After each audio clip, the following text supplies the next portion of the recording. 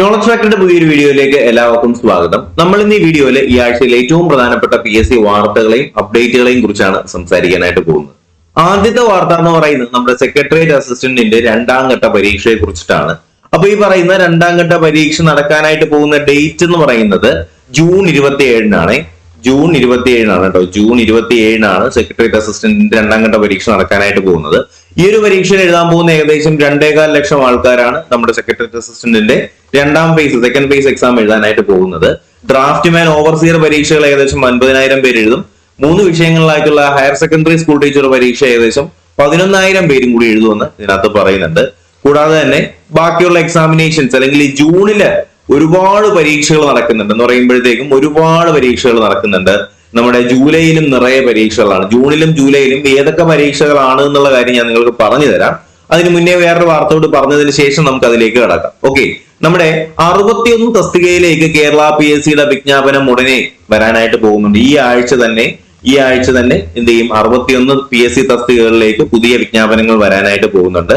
അപ്പൊ എല്ലാവരും കാത്തിരുന്ന നമ്മുടെ high school teacher social science, HSS social science, ബാക്കിയുള്ള സബ്ജക്റ്റുകളെല്ലാം വിളിച്ചിട്ടുണ്ടായിരുന്നപ്പോഴും സോഷ്യൽ സയൻസുകാരെ വിഷമിപ്പിച്ചുകൊണ്ട് സോഷ്യൽ സയൻസ് വിളിച്ചിട്ടില്ലായിരുന്നു. അപ്പോൾ HSS സോഷ്യൽ സയൻസ് ഈ ആഴ്ച വിളിക്കുന്നുണ്ട്. അതുപോലെ തന്നെ കേരള പോലീസിലേക്കുള്ള സ്പെഷ്യൽ ബ്രാഞ്ച് അസിസ്റ്റന്റ് എന്ന് പറയുന്ന തസ്തികയിലേക്ക് വിളിക്കാനുണ്ട്.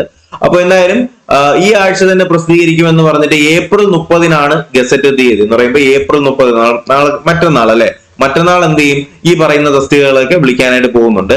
ജൂൺ 4 വരെ നിങ്ങൾക്ക് അപേക്ഷിക്കാനായിട്ട് കഴിയും. ഈ വരുന്ന ഏറ്റവും പ്രധാനപ്പെട്ട തസ്തികകൾ എന്ന് പറയുന്നത് ഹൈസ്കൂൾ ടീച്ചറിന്റെ സോഷ്യൽ സയൻസ് വിളിക്കുന്നുണ്ട്. അതുപോലെ തന്നെ നമ്മുടെ പോലീസ് വകുപ്പിലേക്കുള്ള സ്പെഷ്യൽ ബ്രാഞ്ച് അസിസ്റ്റന്റ് എന്ന് പറയുന്ന തസ്തിക വിളിക്കുന്നുണ്ട്. ഹോമിയോപ്പതി മെഡിക്കൽ കോളേജ് വകുപ്പിലേക്കുള്ള നഴ്സ് ഗ്രേഡ് 2 വിളിക്കുന്നുണ്ട്. ആരോഗ്യ വകുപ്പിലേക്കുള്ള ക്ലിനിക്കൽ സൈക്കോളജിസ്റ്റ് വിളിക്കുന്നുണ്ട്. അച്ചടി വകുപ്പിലേക്കുള്ള ഓഫ്സെറ്റ് പ്രിന്റിംഗ് മെഷീൻ ഓപ്പറേറ്റർ വിളിക്കുന്നുണ്ട്. ലേബർ വെൽഫെയർ ഫണ്ട് ബോർഡിലേക്കുള്ള കോൺഫിഡൻഷ്യൽ അസിസ്റ്റന്റ് വിളിക്കുന്നുണ്ട്. ആയുർവേദ മെഡിക്കൽ വിദ്യാഭ്യാസ വകുപ്പിലേക്കുള്ള ആയുർവേദ തെറാപ്പിസ്റ്റ് വിളിക്കുന്നുണ്ട്.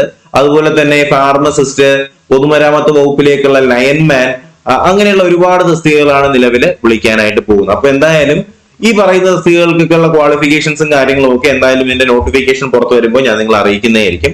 അപ്പൊ അടുത്ത വാർത്തയിലേക്ക് പോകുന്നതിന് മുന്നേ ഒരു പ്രധാനപ്പെട്ട കാര്യം കൂടി നിങ്ങളടുത്ത് പറയാനുണ്ട്. ഒരു ചാനൽ നിങ്ങൾക്ക് പരിചയപ്പെടുത്തി തരാനുണ്ട് കേട്ടോ. ഈ ചാനലിന്റെ പേരാണ് A+ ലേണിംഗ് എന്നാണ് ഈ ചാനലിന്റെ പേര്. ഇതിന്റെ ലിങ്ക് ഞാൻ നമ്മുടെ കമന്റ് ബോക്സിൽ പിൻ ചെയ്തേക്കാം. കമന്റ് ബോക്സിൽ ഞാൻ ഈ ചാനലിന്റെ ലിങ്ക് പിൻ ചെയ്തേക്കാം. നിങ്ങൾ ഈ പറയുന്ന PSC പഠിക്കുന്നവരായാലും അതുപോലെ തന്നെ നിങ്ങളുടെ അനിയന്മാരോ അനിയത്തിമാരോ ഒക്കെ 10ാം ക്ലാസ്സിലൊക്കെ പഠിക്കുന്നവരുണ്ട് എന്നുണ്ടെങ്കിൽ, 10ാം ക്ലാസ്സിലും അതുപോലെ തന്നെ നമ്മുടെ സ്കൂൾ വിദ്യാഭ്യാസ ഘട്ടത്തിലാണ് അവരുള്ളതെന്നുണ്ടെങ്കിലും, നിങ്ങൾ PSC പഠിക്കുന്നവരാണെന്നുണ്ടെങ്കിലും തീർച്ചയായിട്ടും എന്ത് ചെയ്യുക? ഈ ഒരു ചാനൽ നിങ്ങളൊന്ന് ഫോളോ ചെയ്യാനായിട്ട് ശ്രമിക്കുക. കാര്യം നിങ്ങൾക്കറിയാം, 2 വർഷമായിട്ട് എന്ന് പറയുമ്പോൾ ഈ വർഷവും അതിന് മുന്നത്തെ വർഷവുമായിട്ട് നമ്മുടെ ടെക്സ്റ്റ് ബുക്കുകൾ കംപ്ലീറ്റ് ആയിട്ട് മാറിയിട്ടുണ്ട്. നമ്മുടെ സോഷ്യൽ സയൻസിന്റെ ടെക്സ്റ്റ് ബുക്ക് കംപ്ലീറ്റ് ആയിട്ട് മാറിയിട്ടുണ്ട്. അപ്പൊ ഈ പറയുന്ന സോഷ്യൽ സയൻസിന്റെ മാറിയ ടെക്സ്റ്റ് ബുക്കുകൾ അടിസ്ഥാനമാക്കിയിട്ടുള്ള ക്ലാസ്സുകളാണ് ഈ ഒരു ചാനലിൽ, നമ്മുടെ A+ ലേണിംഗ് എന്ന് പറയുന്ന ഒരു ചാനലില് പ്രൊവൈഡ് ചെയ്യുന്നത്. വളരെ നല്ലൊരു ചാനലാണ്. വളരെ നല്ല അധ്യാപകനാണ് ഈ പറയുന്ന ക്ലാസ്സുകളെല്ലാം അതിൽ മാനേജ് ചെയ്യുന്നത്. അപ്പൊ എന്തായാലും നമ്മുടെ ക്ലാസ്സുകൾ കാണുന്നവർ തീർച്ചയായിട്ടും എന്ത് ചെയ്യുക? ഈ ഒരു ചാനലിലൂടെ ഒന്ന് സബ്സ്ക്രൈബ് ചെയ്ത് വെച്ചേക്കുക. എന്തായാലും നിങ്ങൾക്ക് ഒരിക്കലും അത് വെറുതെ ആവത്തില്ല, യൂസ്ഫുൾ ആയിരിക്കും കേട്ടോ. അപ്പൊ എന്തായാലും മാക്സിമം എല്ലാവരും ഈ ഒരു ചാനൽ ഒന്ന് ഫോളോ ചെയ്യാനായിട്ട് ശ്രമിക്കുക. ഓക്കെ, അപ്പൊ എന്തായാലും നമുക്ക് അടുത്ത വാർത്തയിലേക്ക് കിടക്കാം.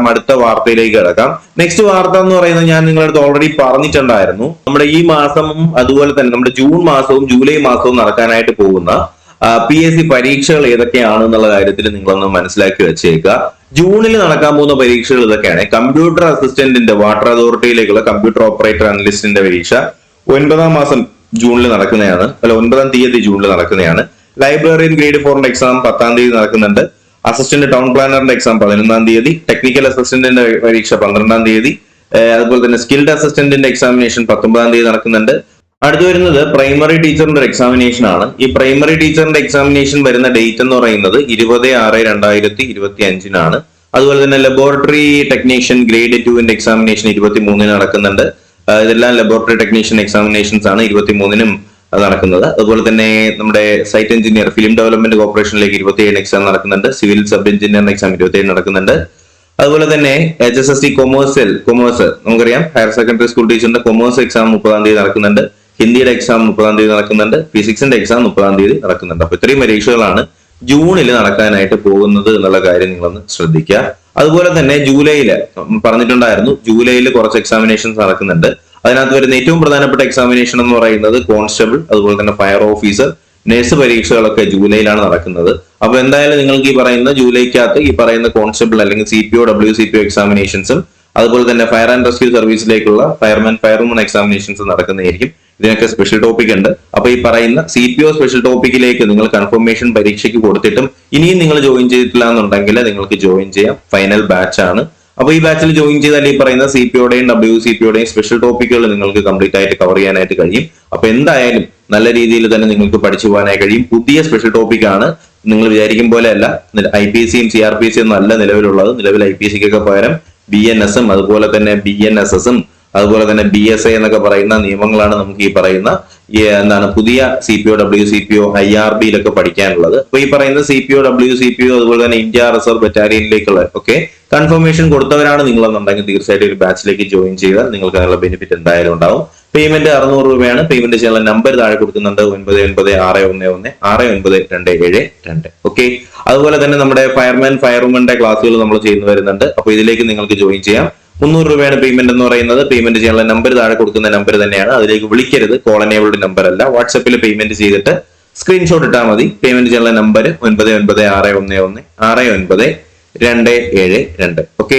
അപ്പൊ എന്തായാലും നെക്സ്റ്റ് വാർത്തയിലേക്ക് പോവാം. നമ്മൾ പറഞ്ഞതുപോലെ തന്നെ ജൂലൈയിൽ നടക്കാൻ പോകുന്ന പരീക്ഷകൾ, ജൂലൈയിൽ നിറയെ പരീക്ഷകളാണ് വരുന്നത്. അപ്പൊ IRB ഞാൻ പറഞ്ഞു, IRB പരീക്ഷ എഴുതുന്നവർക്ക് നിങ്ങൾക്ക് നമ്മുടെ ബാച്ചിലേക്ക് ജോയിൻ ചെയ്യാം. IRB പോലീസ് കോൺസ്റ്റബിൾ ഡ്രൈവർ അതുപോലെ തന്നെ സ്റ്റാറ്റിസ്റ്റിക്കൽ അസിസ്റ്റന്റ് പരീക്ഷകളും ജൂലൈയിൽ നടക്കുന്നുണ്ട്. കൺഫർമേഷൻ നിങ്ങൾക്ക് മെയ് 11 വരെ കൊടുക്കാന്നാണ് പറയുന്നത്. 11-ാം തീയതി വരെ കൺഫർമേഷൻ കൊടുക്കാം കേട്ടോ. അപ്പൊ ജൂലൈയിൽ നടക്കാൻ പോകുന്ന പ്രധാനപ്പെട്ട പരീക്ഷകൾ ഏതൊക്കെയെന്ന് ചോദിച്ചാൽ, ഏതൊക്കെ പരീക്ഷകളാണ് ജൂലൈയിൽ നടക്കാൻ പോകുന്നത്?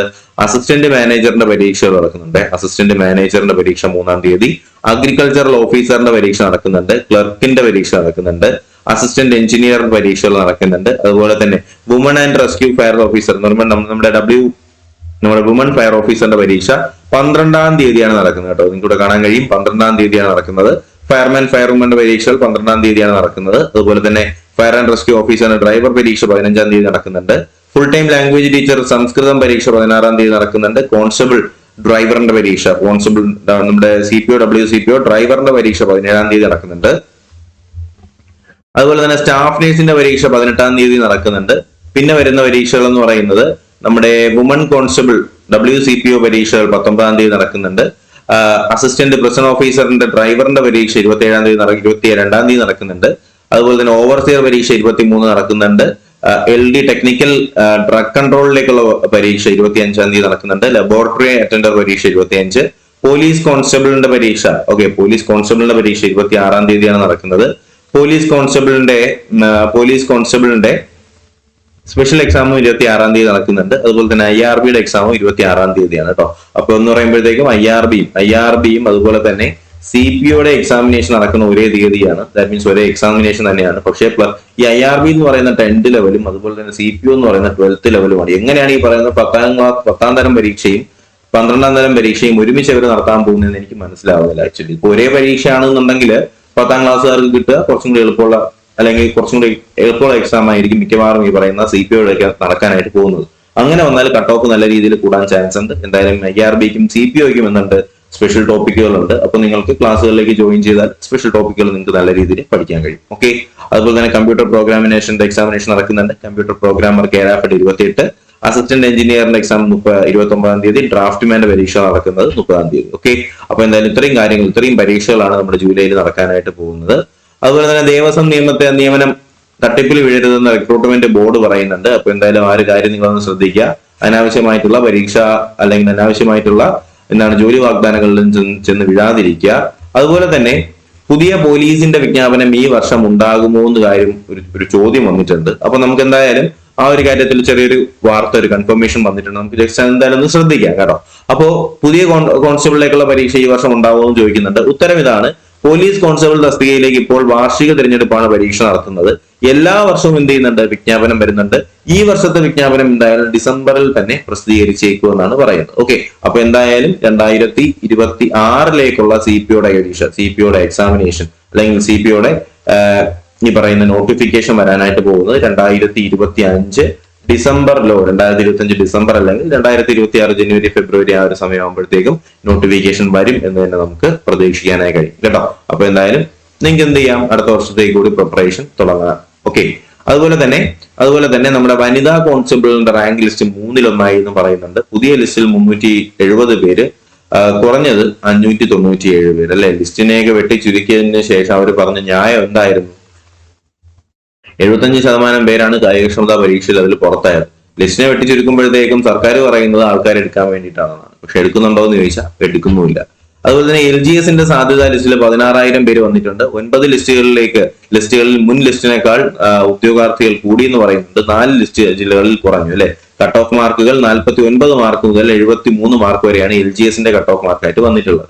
അതുപോലെ തന്നെ സ്റ്റാഫ് നേഴ്സിന്റെ നിയമന ശുപാർശകൾ 1197 ആണ്. LDC എറണാകുളത്തിലേക്ക് 41 നിയമന ശുപാർശകൾ കൂടി വന്നിട്ടുണ്ട്. അതുപോലെ തന്നെ LDC തിരുവനന്തപുരത്തിലേക്ക് 23 നിയമനം കൂടി വന്നിട്ടുണ്ട്. LGS എറണാകുളത്തേക്ക് 16 നിയമനം കൂടി വന്നിട്ടുണ്ട്.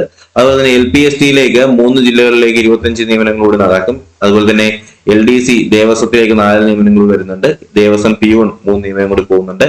അസിസ്റ്റന്റ് ടൈം കീപ്പറിന്റെ അർഹതാ ലിസ്റ്റിലേക്ക് 10,000 പേര് വന്നിട്ടുണ്ട്. UPST മലപ്പുറത്തിലേക്ക് 12 നിയമനങ്ങൾ കൂടി വരുന്നുണ്ട്. അതുപോലെ തന്നെ പിൻവാതിൽ നിയമന നിയന്ത്രണം നിയന്ത്രണം വരുന്നുണ്ട്. ഒഴിവ് മാസം തോറും അറിയിക്കണമെന്നുള്ള കാര്യം കൂടി നിലവിൽ വരുന്നുണ്ട് കേട്ടോ. നല്ലൊരു കാര്യം തന്നെയാണ്. വഴിവിട്ട നിയമനങ്ങൾക്കെതിരെ കർശന ശുപാർശകളുമായി ഉദ്യോഗസ്ഥ ഭരണഘടന വകുപ്പ്. അപ്പൊ എന്തായാലും ഒഴിവുകൾ മാസം തോറും അറിയിക്കുന്ന ആ ഒരു രീതി വരികയാണെന്നുണ്ടെങ്കിൽ ഒരുപാട് കാര്യത്തിൽ അല്ലെങ്കിൽ ഒരുപാട് ഈ പറയുന്ന പിൻവാതിൽ നിയമനത്തിന്റെ കാര്യത്തിൽ കൺട്രോൾ ഉണ്ടാവുമെന്ന് തന്നെയാണ് പ്രതീക്ഷിക്കുന്നത്. കരാർ ജീവനക്കാരുടെ വിരമിക്കൽ പ്രായം 70 ആക്കുമെന്ന് പറയുന്നുണ്ട്. അവിടെ തന്നെ കസേരയോടുകൂടി തന്നെ അങ്ങ് ഇരുത്തുന്നതായിരിക്കും നല്ലത്. ഞാൻ ഒന്നും പറയുന്നില്ല, പോട്ടെ. അടുത്ത് നിയമന തൊഴിലാളികൾക്ക് മെച്ചം ഒന്നും വേണ്ടല്ലോ. പിന്നെ വരുന്നത് നമ്മുടെ KSEBയുടെ പെൻഷൻ പ്രായം സർക്കാർ തീരുമാനിക്കണമെന്ന് ഹൈക്കോടതി ഒന്നും വേണ്ട. പിന്നെ വരുന്നത് ഈ ആഴ്ചയിലേക്കുള്ള ഏറ്റവും പ്രധാനപ്പെട്ട PSC പരീക്ഷകൾ, PSC നെക്സ്റ്റ് വീക്ക് എന്ന് പറഞ്ഞിട്ട് PSCയുടെ പരീക്ഷകളും ഇന്റർവ്യൂകളും ഇതിനകത്ത് പറയുന്നുണ്ട്. അതുപോലെ തന്നെ നമ്മുടെ PSC അഡ്വൈസ് അപ്ഡേറ്റുകളായിട്ട് സ്പെഷ്യൽ ബ്രാഞ്ച് അസിസ്റ്റന്റ്, അതുപോലെ തന്നെ നമ്മുടെ LD typist Thiruvananthapuram, LD salesman Thiruvananthapuram, company board assistant, village field assistant, LPST Palakkad, LPST Ernakulam, computer അസിസ്റ്റന്റിന്റെ ഒക്കെ പറയുന്നുണ്ട്. നിങ്ങൾക്ക് PSCയുമായിട്ട് എന്തെങ്കിലും ബന്ധപ്പെട്ട് എന്തെങ്കിലും സംശയം ഉണ്ടെന്നുണ്ടെങ്കിൽ PSC ഓഫീസിന്റെ നമ്പറാണ് ഇവിടെ കൊടുത്തിട്ടുള്ളത്. ആവശ്യമുള്ള സ്ക്രീൻഷോട്ട് ഒന്ന് എടുത്ത് വെച്ചേക്കാം. PSC office, call centre, PRO, നമ്മുടെ PROയുടെ നമ്പർ ഉണ്ട്. സംശയങ്ങൾക്ക് വിളിക്കേണ്ട നമ്പർ, ജില്ലാ ഓഫീസുകളുടെയൊക്കെ നമ്പർ ഇതിനകത്ത് കൊടുത്തിട്ടുണ്ട്. ആവശ്യമുള്ളവരൊക്കെ എന്ത് ചെയ്യുക, അവരുടെ ജില്ലകളിലെ ഓഫീസുകളിലൊക്കെ വിളിച്ചു നോക്കുക. റീജിയണൽ ഓഫീസ് ഇതിനകത്ത് കൊടുക്കുന്നുണ്ട്. ഓക്കെ. അപ്പൊ എന്തായാലും ഇത്രയും കാര്യങ്ങളൊക്കെ തന്നെയാണ് ഈ ആഴ്ചയിൽ ഏറ്റവും പ്രധാനപ്പെട്ട PSC വാർത്തകളായിട്ട് പറയാനുള്ളത്. പറഞ്ഞുകൊണ്ട് തന്നെ നമ്മുടെ ഫയർമെന്റ് എക്സാമിനേഷൻ വരുന്നുണ്ട്. CPO WCPO എക്സാമിനേഷൻ വരുന്നുണ്ട്. അതുപോലെ തന്നെ നമ്മുടെ ഫയർഫോഴ്സിന്റെ ഡ്രൈവറിന്റെ എക്സാമിനേഷൻ വരുന്നുണ്ട്. WCPO ഡ്രൈവറിന്റെ എക്സാമിനേഷൻ വരുന്നുണ്ട്. ക്ലാസ്സുകൾ നല്ല രീതിയിൽ തന്നെ നടക്കുന്നുണ്ട്. ജോയിൻ ചെയ്യാൻ താല്പര്യമുള്ളവർ എത്രയും വേഗം ജോയിൻ ചെയ്യുക. കമ്പൈൻഡ് ആയിട്ടുള്ള ബാച്ചുകൾ നിങ്ങൾക്ക് അവൈലബിൾ ആണ്. അപ്പൊ എന്തായാലും പുതിയൊരു വീഡിയോ ക്ലാസ്സും ഒക്കെ ആയിട്ട് ഉടനെ തന്നെ കാണാം. നിങ്ങൾക്ക് വീഡിയോ ഇഷ്ടമെങ്കിൽ ഒന്ന് ലൈക്ക് ചെയ്തേക്കുക, ചാനൽ സബ്സ്ക്രൈബ് ചെയ്യുക. മറ്റൊരു വീഡിയോ ക്ലാസ്സും ഒക്കെ ആയിട്ട് പുതിയൊരു വീഡിയോ കാണാം. അതുവരേക്കും എല്ലാവർക്കും bye bye, good bye, take care.